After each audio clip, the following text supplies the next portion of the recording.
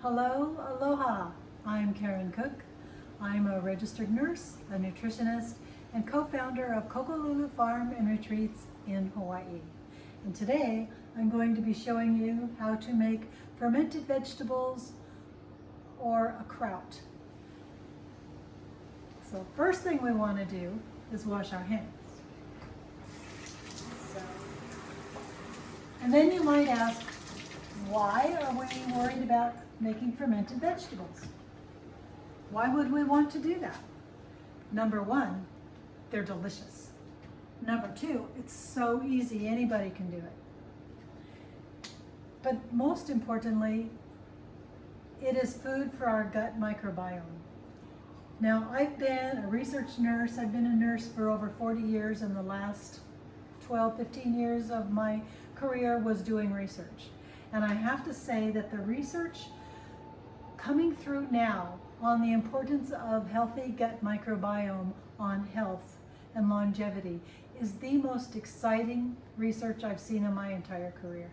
So I'm excited to share with you just a small piece of making something to help you build up your gut microbiome.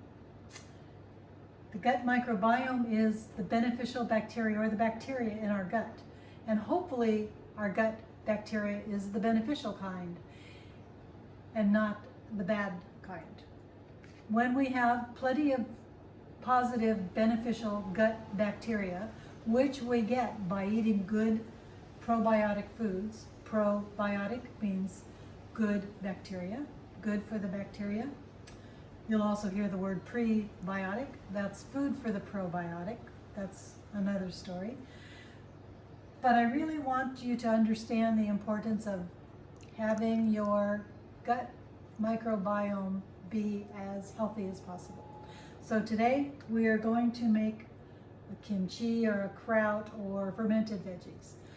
It's like kimchi, but I don't make it real hot like kimchi typically is. Okay? So we've washed our hands. The things you're going to need to get started. Number one, a scale. Why a scale? Because we need a scale to weigh the empty, large bowl that we have. We want to know how much salt to use. We know how much salt to use by how much does our ingredient weigh. So we would use about 1.5 to 1 3/4 tablespoons per pound of vegetables, okay? So we're gonna weigh the bowl.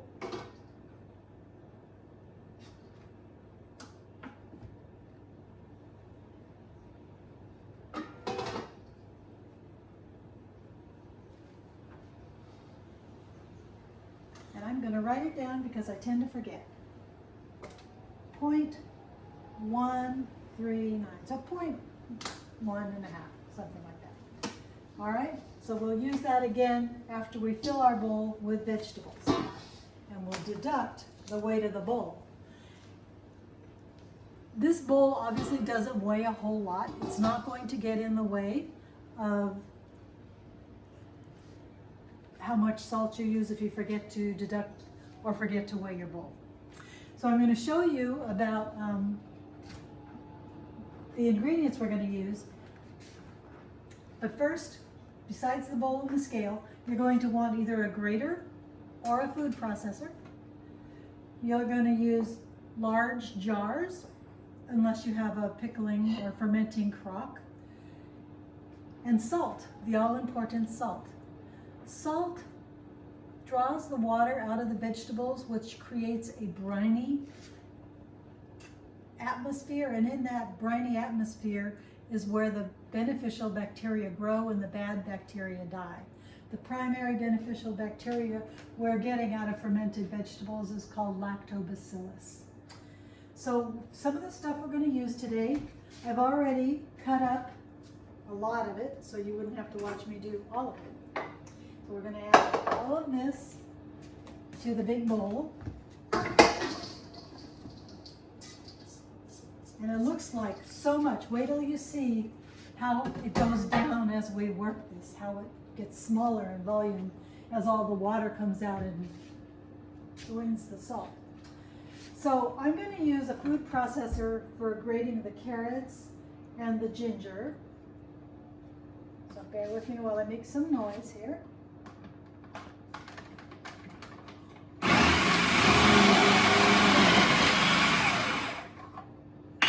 You can use pretty much any vegetables you want. Today, we're going to be using cabbage, both green and red, carrots, ginger, and turmeric. And all of this is optional. If you only want to use cabbage or cabbage and carrots or carrots, you can do whatever you want. But this is what I'm using today. And at the end of this, I will put a recipe for you to follow. So that was turmeric and ginger. Now, when we use turmeric, we want to add a little bit of black pepper. Do you know why? Turmeric is not very bioavailable to the body. Black pepper makes turmeric bioavailable. So I've gotten that. Okay, we're going to use some red onions. You can use any onions or no onions. You can use garlic. We're also going to put in a swig of rosemary. I've never done that before, but I'm going to try that this time. And so I'm going to just chop up these onions. And I'm not chopping them very small because they're all going to shrink up anyway. So just make it easy on yourself. And then when you do your cabbage, now again, I've already cut one of them up and I'm going to use maybe just a half of this one because we have quite a bit. But if you can remember, I tend to always forget. You want to remember to save off the outer layer of skin of your cabbage to put on top of your finished product in the jar to keep it submerged under the brine that we're going to make. So I'm just going to quickly chop up this red cabbage. And yes, you could put it in the food processor, but I find it faster to just chop it up actually. And I'm taking out the big heavy cores. And then put this in the bowl with all the other good stuff.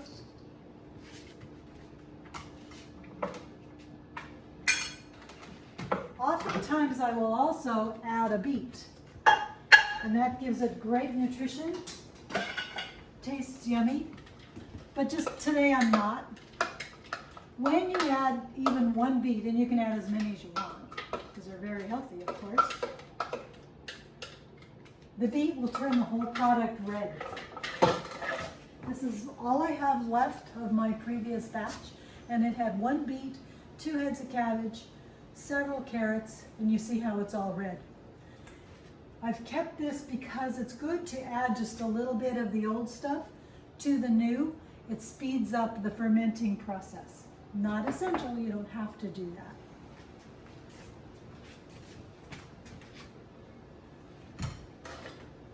All right, so we're going to do some of this cabbage. So just cut it in pieces, and whatever way works best for you.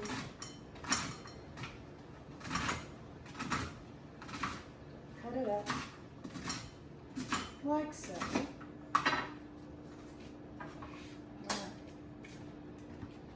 Now, we are going to weigh the bowl and see how much we have now.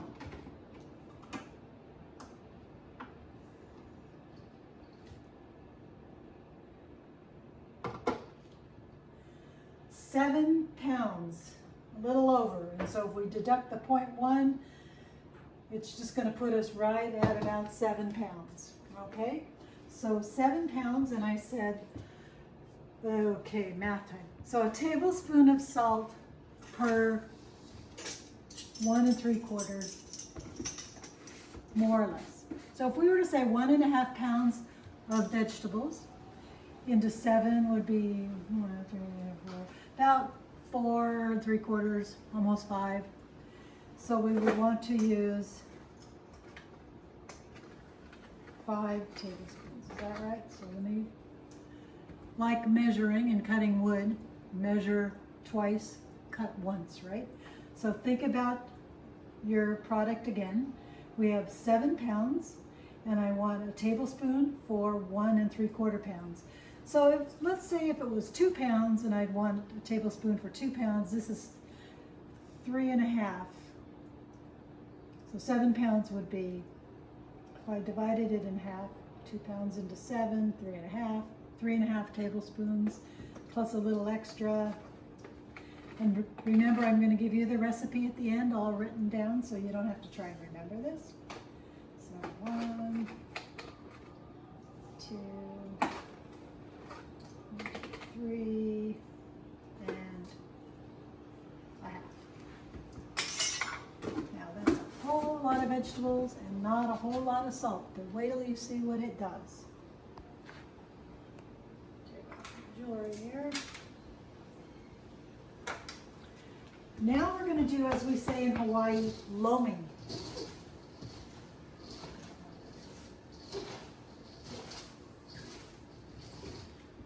Let's see if we can get the best. So you just start massaging it. And you're going to do this for probably a good 5 minutes. So we're going to stop the video right now and come back in 5 minutes after I'm done doing this.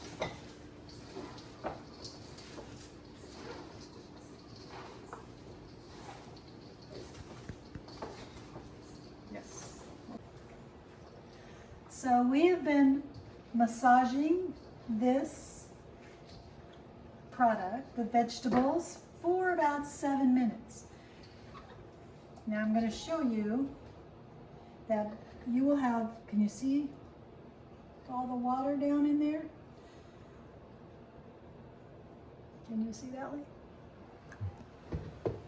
All right, so you can also taste it. Should taste a little bit salty, not overly salty, and it should be a little salty for sure. It is important that you use the right amount of salt, because if you don't use enough salt, you won't kill off the bad bacteria. And you want to kill off the bad while feeding the good. If you use too much salt, you could kill off both the bad and the good bacteria.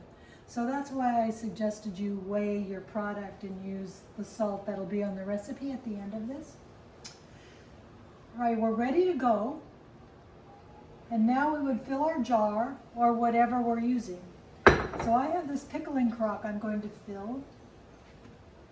When you're using a jar, and it works just fine, you can get fancy fermenting tops that let the air out, but you don't have to. But what you do need to know is that as this fermenting process starts happening, in about a day, maybe 2 days, you'll see some bubbles in your jar. And there's a gas that is produced when this process is occurring. You need to be able to allow that gas to escape. So after 1 or 2 days, you need to start releasing the lid maybe twice a day to let the pressure off. I would keep it on a plate on your kitchen counter. It can bubble over. So you would only fill it about 3/4 full. Give it some room to bubble. So my crock is full, and I would want to put some of the liquid in here, and the rest will go in the jar. You want your product to be submerged in liquid. And then you either put weights. Remember I had you save some of your cabbage leaf? So you'd cover the top of that product and put a weight on top of it. So I'm going to come back to this and show you about doing it in a jar. So same with a big ball jar. You just stick it all in there.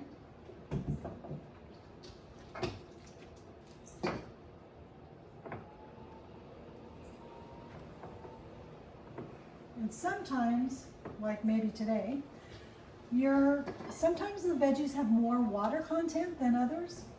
So today I'm not sure we got enough water. And here, I'll show you. There's still all that water down in the bottom. we need to have enough to cover the product in the jar, in the container. So, if you don't have enough water, then you could make a brine, B-R-I-N-E. Brine is a tablespoon of salt to a cup of water. So if you don't have enough water from your veggies to cover them, that's the next option. So we're going to put all this in the jar. And I had mentioned to you that we could add, that it helps speed up the process if we add some of our product from before. So I'm going to split this up between both containers.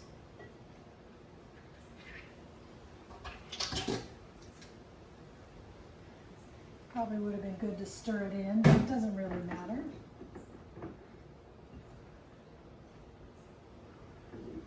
All right. Then you really compact your product way down under the level of the liquid.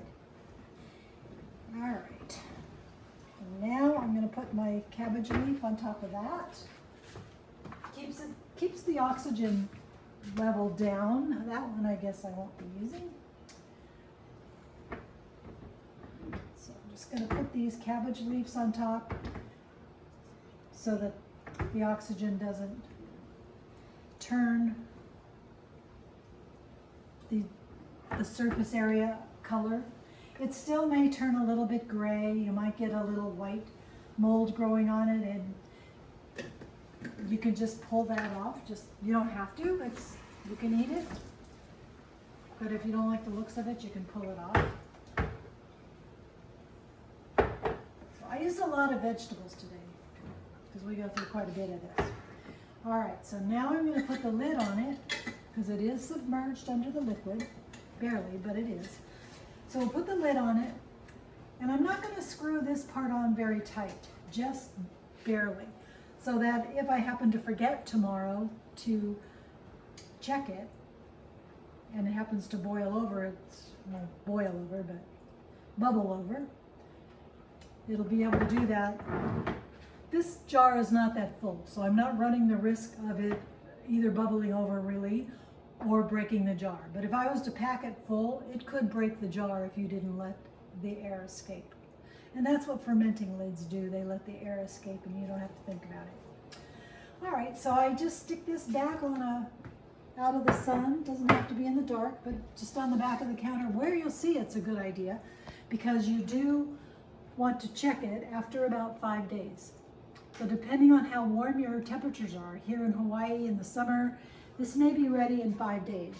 In the winter, maybe 7. And it's ready when it tastes the way you like it. The longer you leave it, the more tangy or tart it gets. We happen to like it at about 7 days. All right. And there you have it. Happy fermenting. Aloha, it's Karin Cooke again, and here we are with our finished product. We have fermented some amazing vegetables. It's been 5 days. We talked about 5 to 7 days, and we often like to go 7 days in the wintertime, but in the summer here, where it's very warm, 5 was enough days. And again, you go by taste. So remember, we put a cabbage leaf on top to keep the air off. It may get very discolored. You might see some white scum on the top of your ferment. That's all okay. You can stir it in, you can scoop it off, whatever feels best to you, but it is not harmful. So now we have the ferment. We are going to put it in the refrigerator so it won't continue to ferment. The longer it ferments, the more tart and vinegary it will taste. You can leave it fermenting longer if you like that taste. In the refrigerator, it'll mostly stop the fermenting process. Just a tiny bit will go on, but it's good. They say forever in the refrigerator. It won't last that long. We will eat this in probably a week or 2. So enjoy your ferment. Happy fermenting.